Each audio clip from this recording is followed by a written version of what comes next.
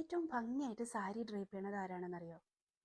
നമ്മുടെയൊക്കെ സ്കൂളിലെ ടീച്ചേഴ്സ് അല്ലേ? നല്ല നീറ്റായിട്ട് പ്ലീറ്റ്സ് ഒക്കെ ഇങ്ങനെ പെർഫെക്റ്റ് ആയിട്ട് അടുക്കി അടുക്കി കൊടുത്ത് കാണുമ്പോൾ തന്നെ നമുക്ക് റെസ്പെക്ട് ചെയ്യാൻ തോന്നുന്ന രീതിയിൽ എലഗൻ ലുക്കിലായിരുന്നു അല്ലേ നമ്മുടെ ടീച്ചേഴ്സൊക്കെ. നമ്മൾ പെൺകുട്ടികൾക്കൊക്കെ സ്കൂളിൽ പഠിക്കുന്ന സമയത്ത് ടീച്ചേഴ്സിൻ്റെ സാരിയിൽ ഫാസിനേറ്റഡ് ആവാത്തത് വളരെ ചുരുക്കം ആൾക്കാരായിരിക്കും ഉണ്ടാവും. സാരികളുടെ കഥ പറയുമ്പോൾ എൻ്റെ ടീച്ചേഴ്സിനെ പറ്റിയുള്ള കാര്യങ്ങൾ പറഞ്ഞില്ലെങ്കിൽ അത് പൂർണ്ണമാവില്ലല്ലോ.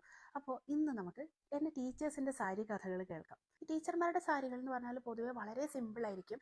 ഒരുപാട് ലൗഡ് കളേഴ്സോ ഒരുപാട് വലിയ വർക്കോ പ്രിന്റോ ഒന്നും ഉണ്ടായിരിക്കില്ല. സിമ്പിൾ എന്ന് പറയുമ്പോൾ അത്ര ബോറിംഗ് ഒന്നും ആയിരുന്നില്ല കേട്ടോ.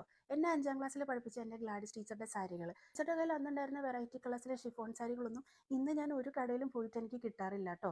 എൻ്റെ സ്കൂളിൽ അത്രയും കാലവും നമുക്കൊരു അമ്മ ഫിഗറായിട്ട് നമുക്ക് ഉണ്ടായിരുന്നത് നമ്മുടെ ലുലു ടീച്ചറായിരുന്നു. റേച്ചൽ എന്നാണ് ടീച്ചറുടെ പേര്. പക്ഷെ ടീച്ചറുടെ സാരികൾക്കൊക്കെ അതുകൊണ്ട് തന്നെ ഒരു അമ്മ സൗന്ദര്യമായിരുന്നു. പിന്നെ ഒരു പ്രത്യേകതരം ഗ്രേയിൽ ഒരു പോളി കോട്ടൺ സാരി കൊടുത്തിട്ട് ഞങ്ങളുടെ സോയൻ്റെ വരുമായിരുന്നു, സോഷ്യൽ സ്റ്റഡീസ് ടീച്ചർ.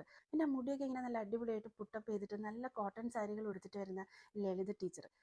പിന്നെ ഇന്നല്ലേ സാരിയൊക്കെ കൊടുത്തിട്ട് വണ്ടി ഓടിച്ച് വരുമ്പോൾ BGM ഒക്കെ ഇട്ടിട്ട് മാസ് ആണെന്നൊക്കെ പറഞ്ഞ് പെൺകുട്ടികൾ വരുന്നത്. ഞങ്ങളുടെ PT ടീച്ചർ ഷീബ ടീച്ചറുണ്ട്. ടീച്ചർ ആ ഒരു പ്രൗഢിയിൽ കൈനറ്റിക് കൊണ്ടൊക്കെ ഓടിച്ചിങ്ങനെ വരുമ്പോൾ കാണുന്ന ഒരു പവർ ഉണ്ട് മോനെ, ഒരു രക്ഷയില്ല. പിന്നെ കണക്ക് ടീച്ചർ എന്ന് പറഞ്ഞാൽ നിങ്ങൾക്ക് ആർക്കും വലിയ താല്പര്യമില്ലാത്ത കേസായിരിക്കും. അതേപോലെ തന്നെ അവരുടെ സാരിയുടെ കളറൊന്നും ആരും ഓർത്തിരിക്കാൻ ചാൻസ് ഇല്ല. പക്ഷെ എനിക്ക് 2 കണക്ക് ടീച്ചർമാരുണ്ടായിരുന്നു. ഞങ്ങളുടെ സ്കൂളിൽ ഏറ്റവും സൗന്ദര്യമുള്ള ടീച്ചേഴ്സ് അവരായിരുന്നു.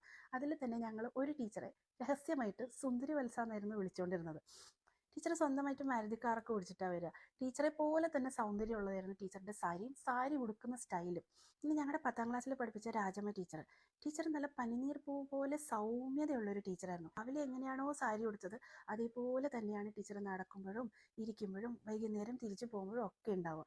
ടീച്ചറുടെ കയ്യിലെ പേസ്റ്റൽ ഷെയ്ഡിൽ ആ സെയിം കളറിലെ ത്രെഡിൻ്റെ ത്രെഡ് വർക്കോ കട്ട് വർക്കോ ഒക്കെ ചെയ്തിട്ടുള്ള ഓർഗൻസ സാരികളൊക്കെ ആയിരിക്കും. ഈ ഓർഗൻസ സാരികളെ മെരുക്കിയെടുക്കുന്നത് അത്യാവശ്യം സ്കില്ല് ആവശ്യമുള്ള ഒരു കാര്യം തന്നെയാണ്. ഞാൻ ഈ ടീച്ചർമാരുടെ കഥകളൊക്കെ പറഞ്ഞുകൊണ്ട് ഈ മഹേശ്വരി സിൽക്ക് സാരി ഉടുത്തിട്ട് നിൽക്കുന്നത് എന്തിനാണെന്നല്ലേ.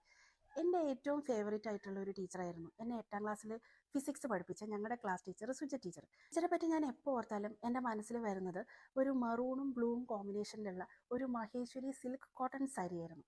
ടീച്ചർ ഒരുപാട് തവണ ആ സാരി ഉടുക്കാറുമുണ്ട്. എനിക്ക് ടീച്ചർ എപ്പോഴൊക്കെ ഓർത്താലും ആ കോമ്പിനേഷനിലാണ് എനിക്ക് ടീച്ചറെ ഓർമ്മ വരികയും ചെയ്യണത്. അതുകൊണ്ടാണ് ഇന്ന് മഹേശ്വരി സിൽക്കുകളെ പറ്റി നമുക്ക് സാരി ടേൽസിൽ സംസാരിക്കാം. അതോടൊപ്പം തന്നെ എൻ്റെ എല്ലാ ടീച്ചർമാരെയും ഞാൻ ഈ ഒരു സമയത്ത് ഓർക്കുകയും കൂടി ചെയ്യുന്നു. മഹേശ്വരി സാരികൾ സിൽക്കിലും സിൽക്ക് കോട്ടണിലും ഒക്കെ വരാറുണ്ട്. പൊതുവേ നല്ല സിമ്പിൾ ആണെങ്കിലും ഭയങ്കര എലഗൻ ലുക്കാണ്. ഇതിന് വളരെ നേരിയ ഒരു ബോർഡറൊക്കെയാണ് വരുന്നത്. പക്ഷെ അതിൻ്റെ ഭംഗിയുണ്ടോ? ഒരു രക്ഷയില്ലല്ലേ, മിനിമലിസ്റ്റ് ആണ്. സാരികൾ കാണുമ്പോൾ നമ്മൾ ഓർക്കും ഇത് ഏതെങ്കിലും ഒരു ക്ഷേത്ര നഗരവുമായിട്ട് ബന്ധപ്പെട്ടിട്ട് വന്നാണോ. ഇത് മധ്യപ്രദേശിലെ മഹേശ്വർ എന്ന് പറയുന്ന സ്ഥലത്ത് നിന്ന് ലൂം ചെയ്യുന്ന സാരികളാണ്. പിന്നെ